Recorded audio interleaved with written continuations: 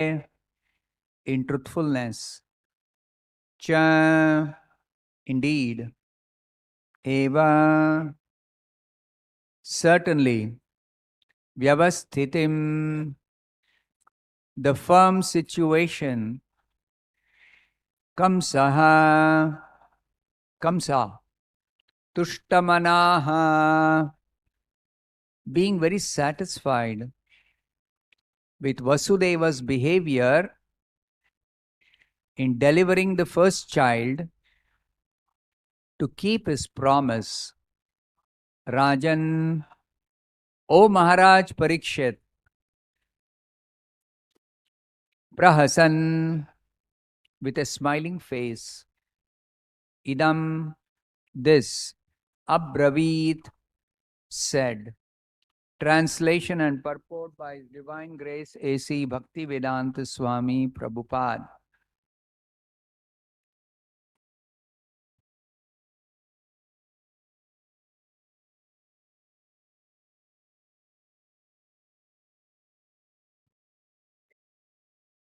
Translation. My dear King Parikshit, when Kamsa saw that Vasudeva, being situated in truthfulness, was completely equipoised in giving him the child, he was very happy. Therefore, with a smiling face, he spoke as follows. Please repeat the translation after me. My dear King Parikshit, when Kamsa saw that Vasudeva, being situated in truthfulness, was completely equipoised in giving him the child, he was very happy. Therefore, with a smiling face, he spoke as follows. Purport by Srila Prabhupada. The word samatvam is very significant in this verse. Samatvam refers to one who is always equipoised, unaffected by either happiness or distress. Vasudeva was so steadily equipoised that he did not seem in the least agitated when delivering his firstborn child into the hands of Kamsa to be killed.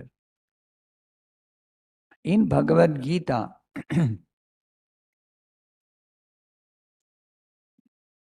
2.56, it is said, Dukheshu anudvigna manaha, sukheshu vigata spruhaha. In the material world, one should not be very eager to be happy, nor should one be very much disturbed by material distress.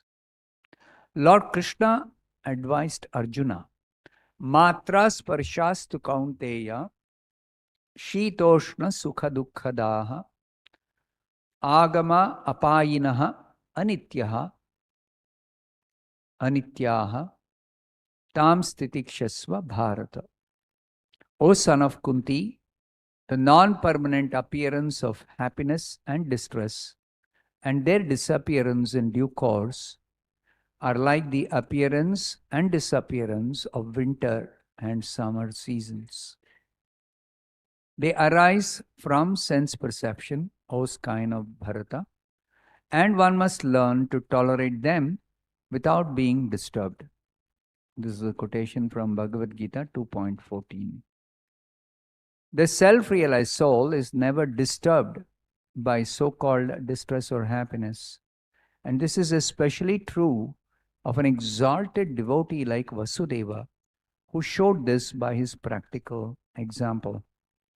Vasudeva was not at all disturbed when delivering his first child to Kamsa to be killed. Thus ends the Bhaktivedanta purport.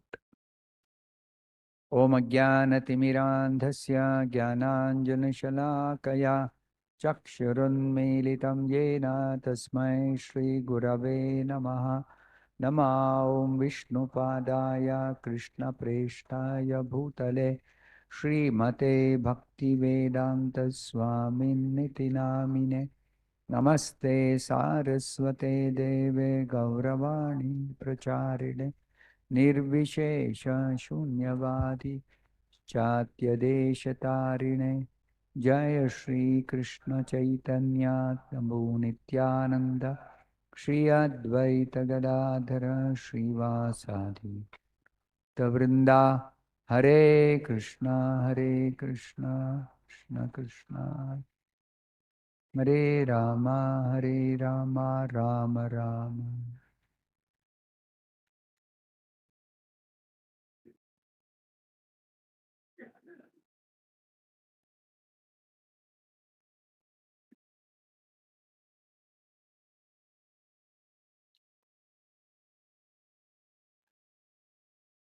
So Shukadev Goswami is describing to Parikshit Maharaj the events leading to Krishna's birth as a son of Vasudeva and Devaki.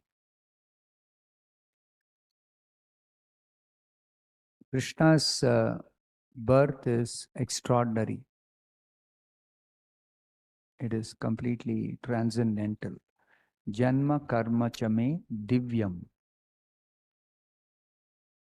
Everything about Krishna is divya, transcendental. And Krishna himself has chosen his parents, Vasudeva and Devaki, to appear as their son. And transcendental means none of the material laws, material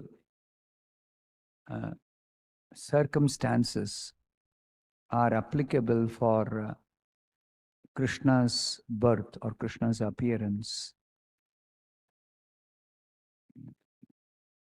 So if we understand this, realize this properly, then immediately we become eligible to go back to Godhead. Then we are not in the material world anymore.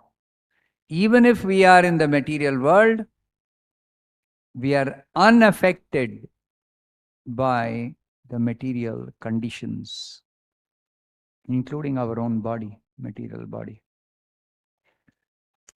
So this is the recommendation of the Bhagavad Gita,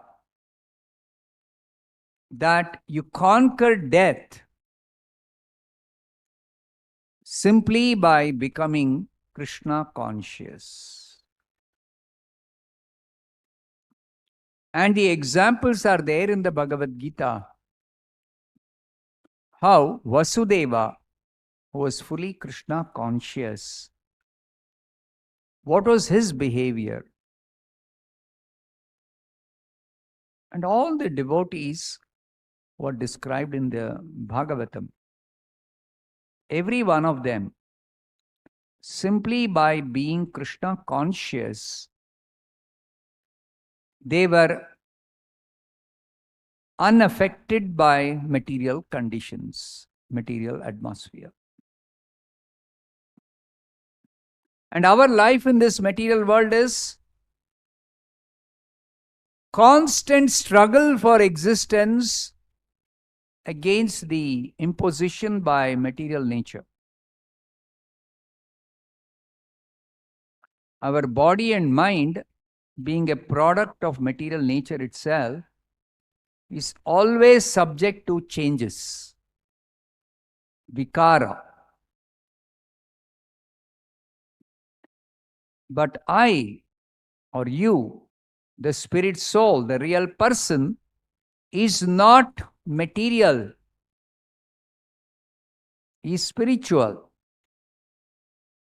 And spirit is unaffected by material conditions, material nature.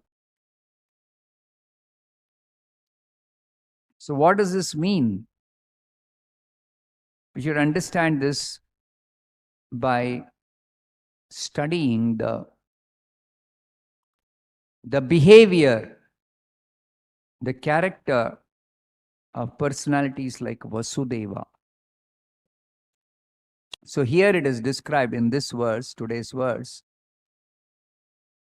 When Kamsa saw that Vasudeva, of course, the background is Vasudeva and Devaki.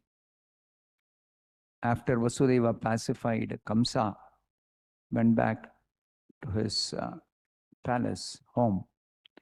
Then Devaki gave birth to the first child, and Vasudeva, as was described in the previous few verses, he performed the name-giving ceremony immediately, called for a learned Brahmana and performed that samskara. And he wanted to keep up his promise to Kamsa. So, even though he definitely did not want to part with the child, he nevertheless, truthfully, he took the child and went and gave it to Kamsa, or wanted to hand it over to Kamsa. So, what is Kamsa's reaction? And how Vasudeva is handing over the child? Both are described in today's verse. When Kamsa saw that Vasudeva, being situated in truthfulness, was completely equipoised in giving him the child, he was happy. Kamsa was very much impressed that Vasudeva, I trusted that he is going to hand over the children born of him so that I may be safe. I have no danger from any of the children. So I can do something to protect myself.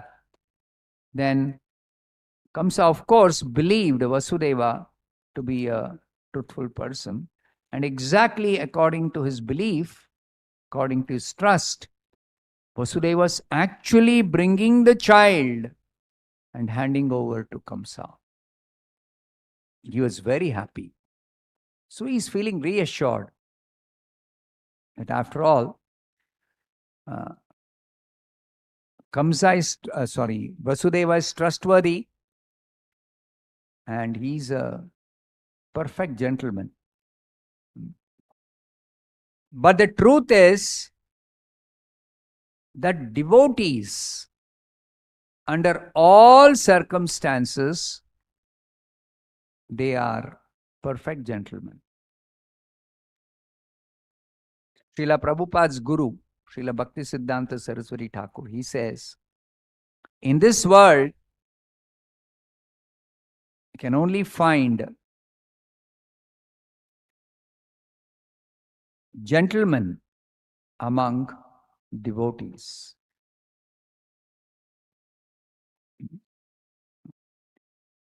Not that somebody externally is appearing like a gentleman because of dress, because of some external mannerisms, because of appearance, because of some external habits. No. This is not gentleman. Real test of a gentleman is what is the state of his mind and what is ultimately his consciousness. Even the mind and the body itself are exactly behaving according to the consciousness. A devotee is Krishna conscious. So a devotee's behavior, a devotee's character, a devotee's appearance, a devotee's mannerisms, everything is 100% gentlemanly under all circumstances. And this is perfectly demonstrated by Vasudeva.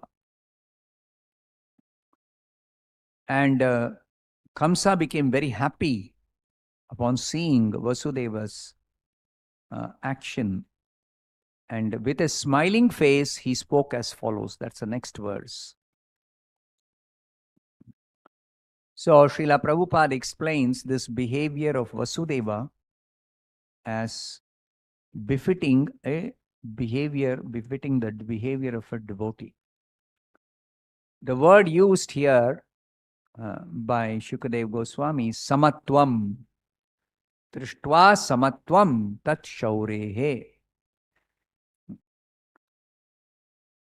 Seeing that Vasudeva was completely equipoised, samatvam. Equipoised means unaffected by either happiness or distress. Somebody may say, yeah, even I can be unaffected when there is happiness. Unaffected, what does it mean? Unaffected means not being eager to be happy. Not being eager to be happy. And unaffected by distress means not being disturbed by distress. So, generally, people's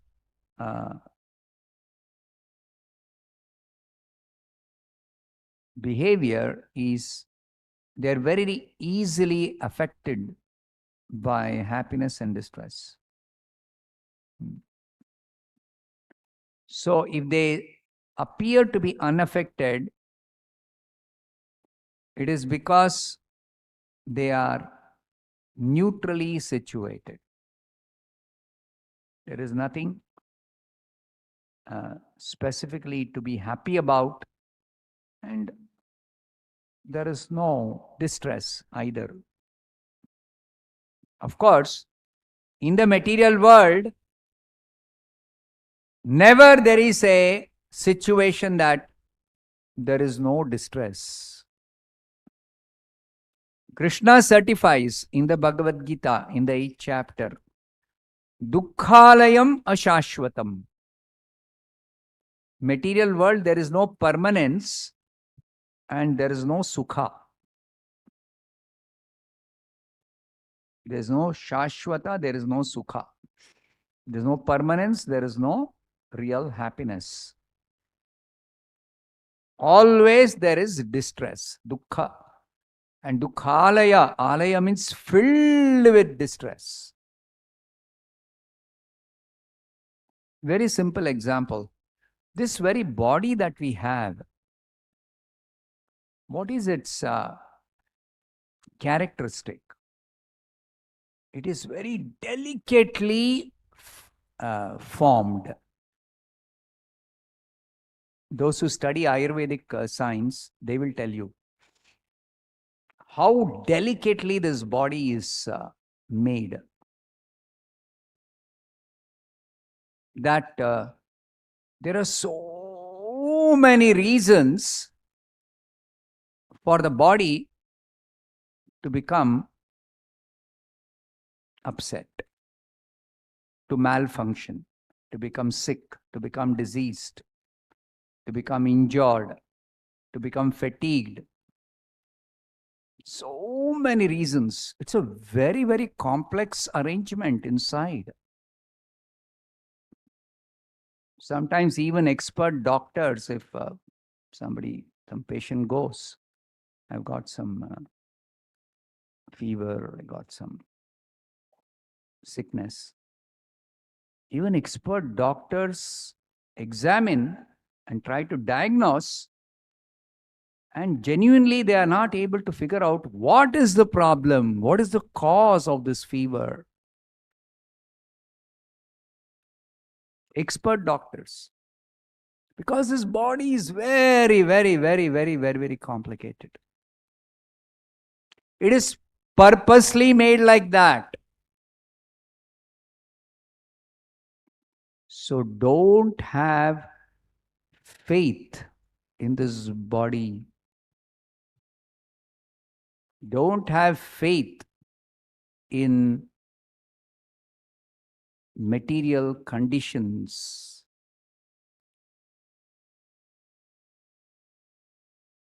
Because every moment this body is changing, every moment the material conditions are changing, constantly changing.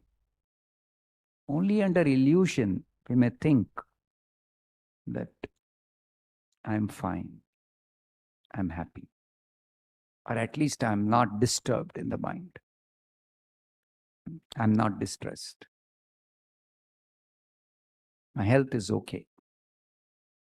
But inside the body, so many things are happening.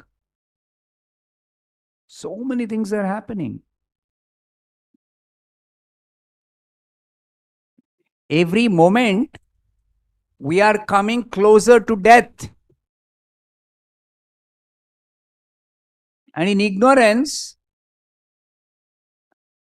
we are not even conscious or aware of that.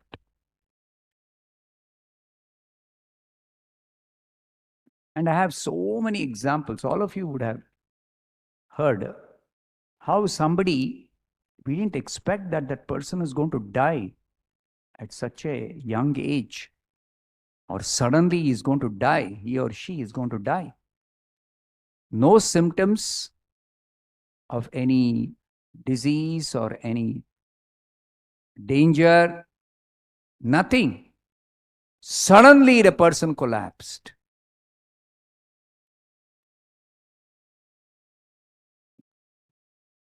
And sometimes when the doctor tries to do a post-mortem, what are the cause of death? If they think some mysterious conditions under which somebody died, then they try to do the post-mortem, the analysis, after the death has happened. Because before death, the person never went to a doctor. So then, generally, if they don't suspect any foul play, then they will say natural death. Okay. But if otherwise they want to analyze, they'll find everything perfect, intact inside the body. In medical science, they do this, they teach anatomy by dissecting such a body, which is available for post-mortem. So then they cut open and then they show all the things inside. Of course, it's very rare to get a body which is perfectly intact. But if they do get, that's a puzzle for the medical professionals. What happens at death? In fact, one heart surgeon from Canada, he wrote a letter to Prabhupada that I'm really curious as to what happens exactly in the time of death. I want to understand from you. So Prabhupada replied to him, death is not some specific change in the body. Of course, there is bodily change at the time of death, but the bodily change is always there. Every moment it is there. So that's not new, something that is happening at death. What is difference between the body while it is in so-called living condition? Body is never in a living condition. Body is always a dead body. It appears to be living because of the spirit soul. All living symptoms are symptoms of the spirit soul. They are not symptoms of the body. This body is maintained in a living condition only because of the presence of the spirit soul. Which means that when death comes, the spirit soul leaves the body, and the body is no longer maintainable by any means. Cannot bring back the body to living condition.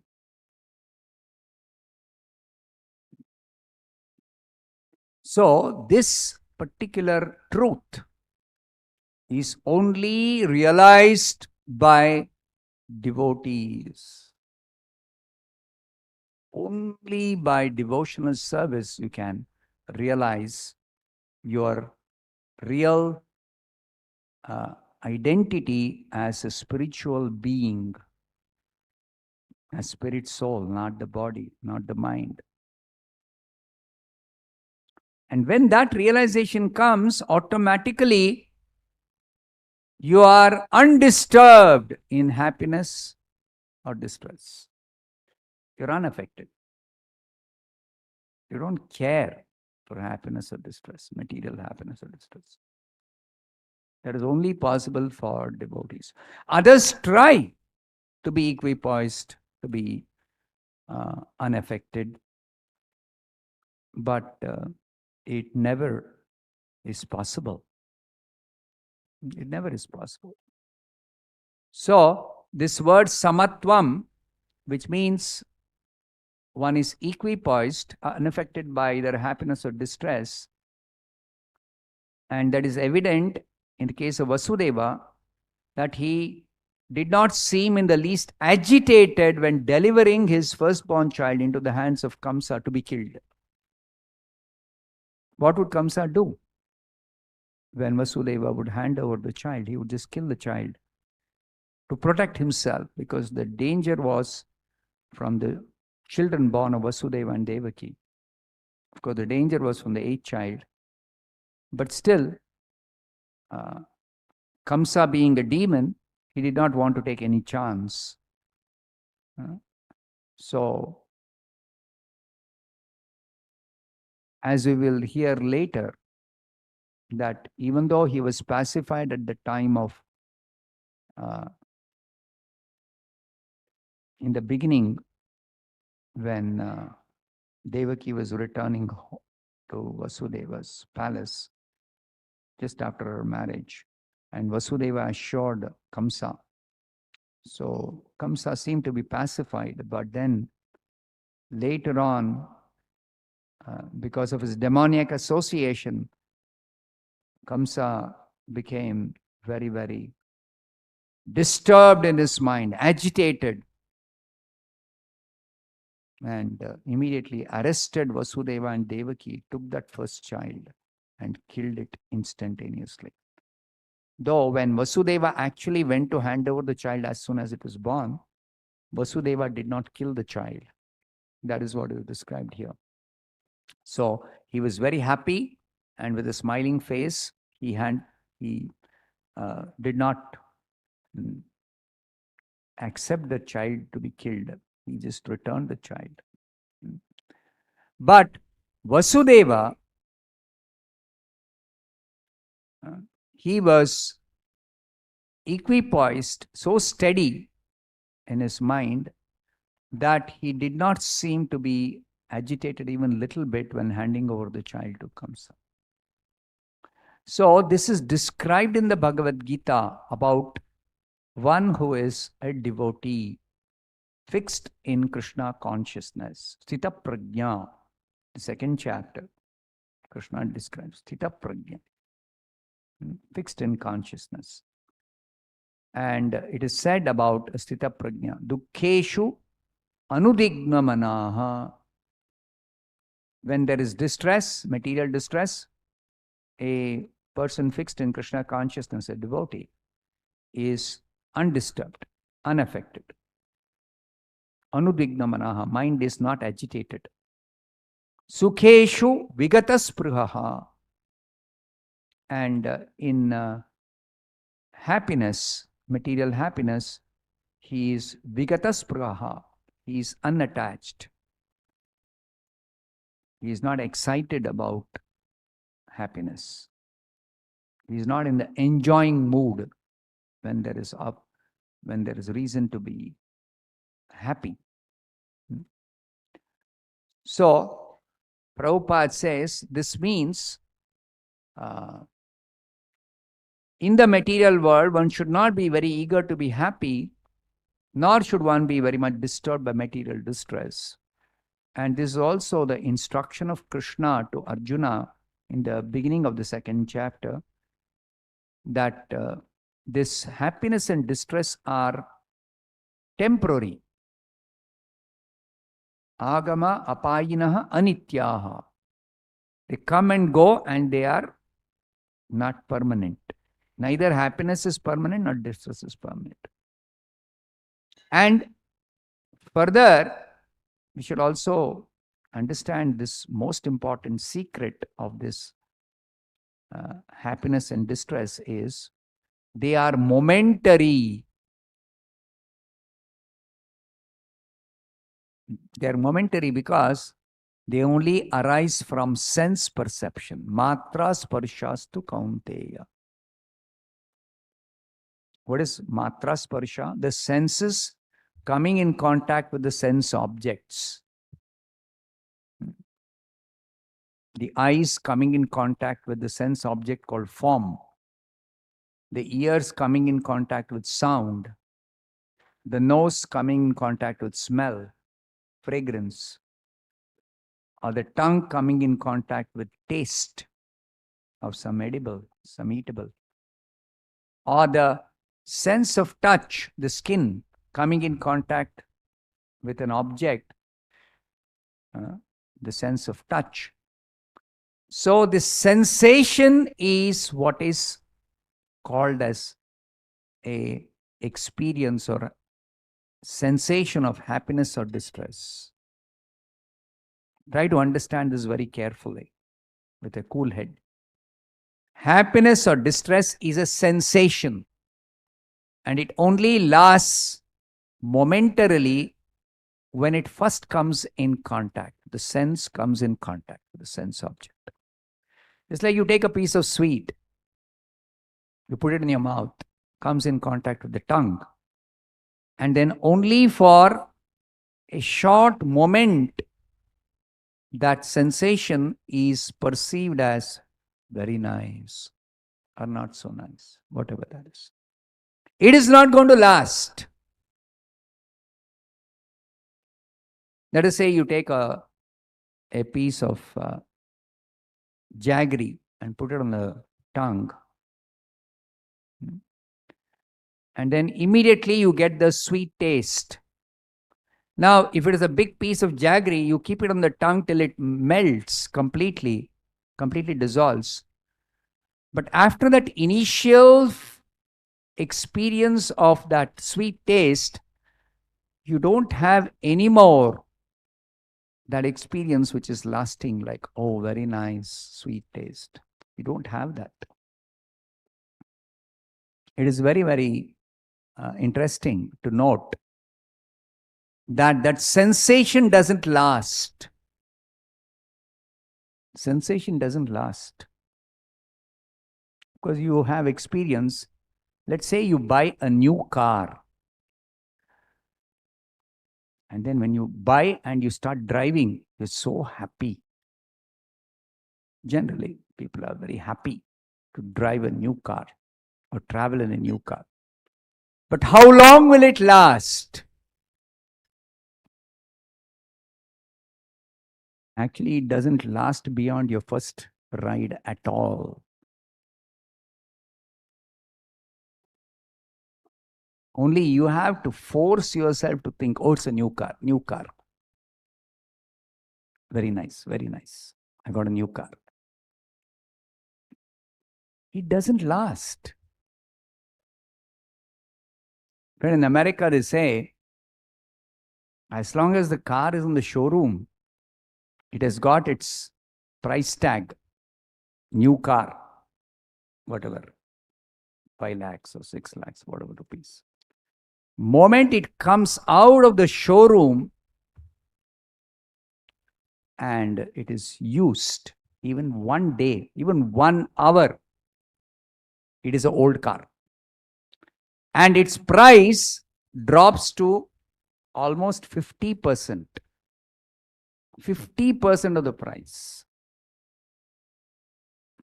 Why? Because that new car, it's no longer new car. Even if it is only 1 hour old, it is old. 1 day old also, it is old.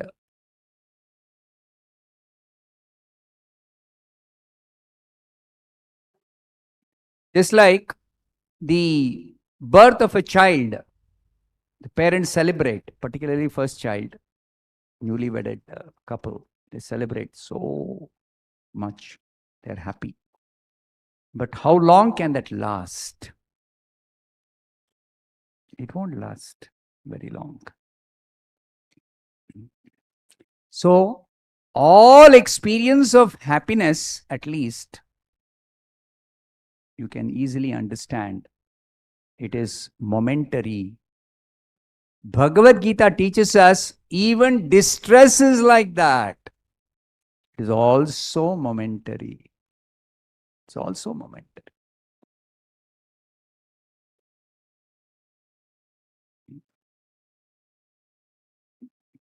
So, being momentary, there is nothing to be excited about happiness, there is nothing to be disturbed about distress. They are simply temporary, they come and go, exactly like seasons, changing seasons.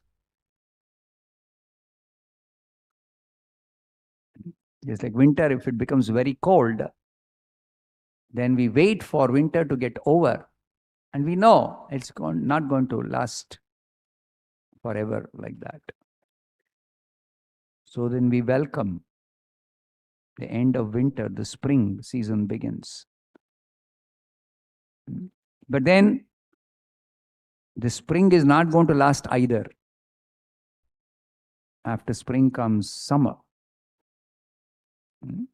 So then when summer comes, it becomes too hot. Then again, we wait for summer to get over. Autumn. Autumn is pleasant because it's not too hot like summer. But then autumn also won't last.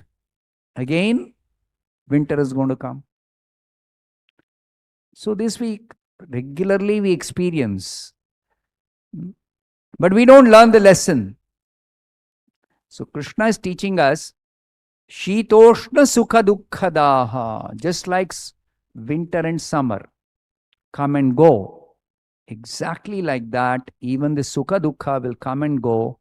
They are temporary, anityaha. Tam stitikshasva bharata. Learn to tolerate.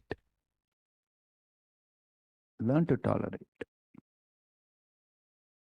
And learning to tolerate is also what is called as tapasya. It's an austerity. To tolerate some distress or some discomfort or some difficulty, inconvenience is an austerity. And you have to practice this. Just like fasting on Ekadashi. You simply have to practice, that's all. After practice, it becomes very easy to fast. In the beginning, there may be difficulty, but little practice. And combined with our spiritual practice of chanting Hare Krishna and other similar activities, it's very easy to learn tolerance. Very easy to learn tolerance. So at the end of the Battle of Kurukshetra, when so many people were dead and the surviving descendants, they were actually so grief-stricken because everybody had lost somebody, at least among the Kshatriya families. All Kshatriya families, the surviving descendants, they were grieved about somebody who had died. 640 million Kshatriyas killed in that battle of Kurukshetra, 64 crore. So huge massacre happened on the battlefield. So the description is there in the Mahabharata. It's a very, very gory description. In detail, it is described. What was the scene? And Yudhishthira went to that site after the battle was over and fighting had completely finished, stopped. He went there and he saw he was completely affected by grief. That for me to become the king, so many crores of people had to be massacred, had to be killed. So he could not be pacified. Of course, there is a transcendental reason why he could not be pacified. But it was very difficult for him to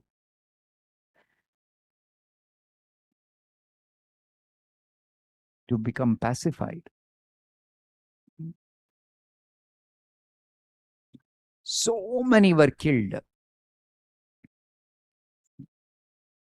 So it is described in the Bhagavatam and the Mahabharata that the saintly persons and Krishna, all of them, they pacified the surviving descendants by speaking to them about Krishna consciousness.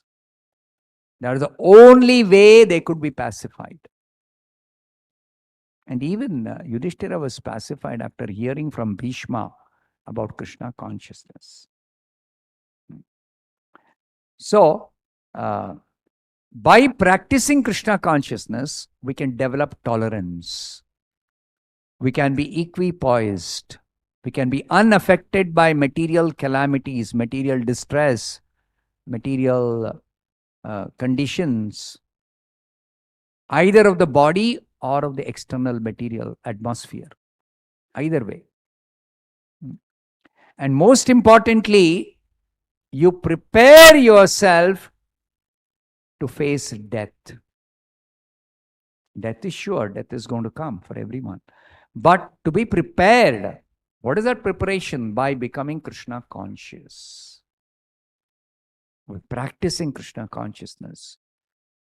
Practicing Krishna consciousness means both the positive injunction of chanting Hare Krishna and tolerating some inconvenience for the body in observing some austerity, some tapasya.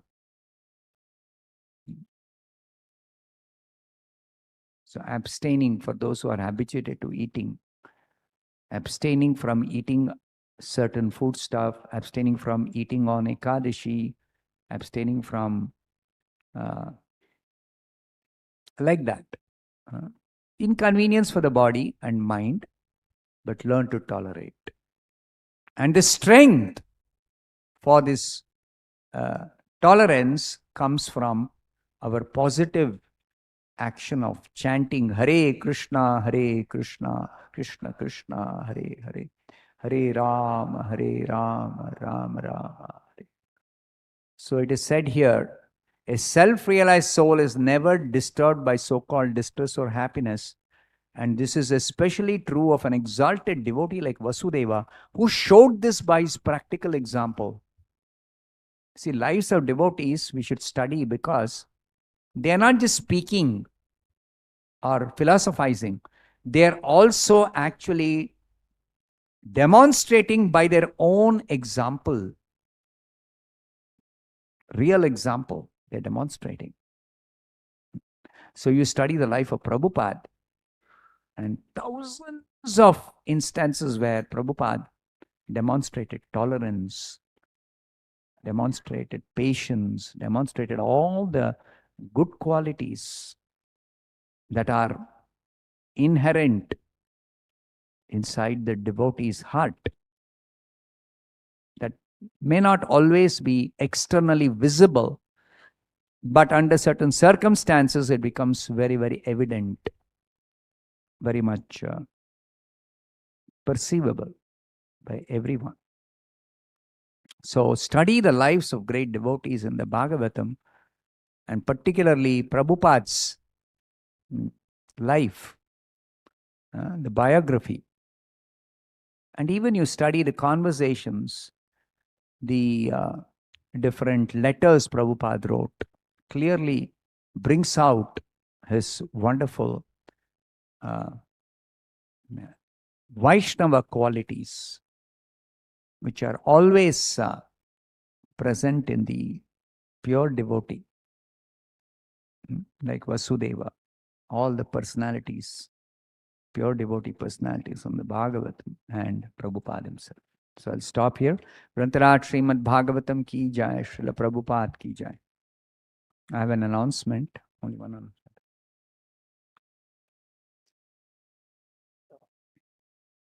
We'll be celebrating Prana Pratishtha of Lord Sri Ram, which will happen in Ayodhya on 22nd January, Monday. So we will celebrate at 6:30 p.m. onwards. We will have Rama Taraka Yajna, and after that we'll have Sankirtan, and we'll have Deepotsav. You are used to Deepotsav during Kartik Mas, Damodar Masa. But this one day will have special Deepotsav. That means you come to the temple and you can offer a lamp to Lord Krishna and Balaram, dressed as, decorated as Rama and Lakshmana. So you can offer a lamp, celebrating the Prana Pratishtha of Lord Ram in Ayodhya. So 6:30 to about 8 o'clock? 8 o'clock? Okay, 6:30 to 8 is the program. So I invite all of you, please come and join us in this festival celebration.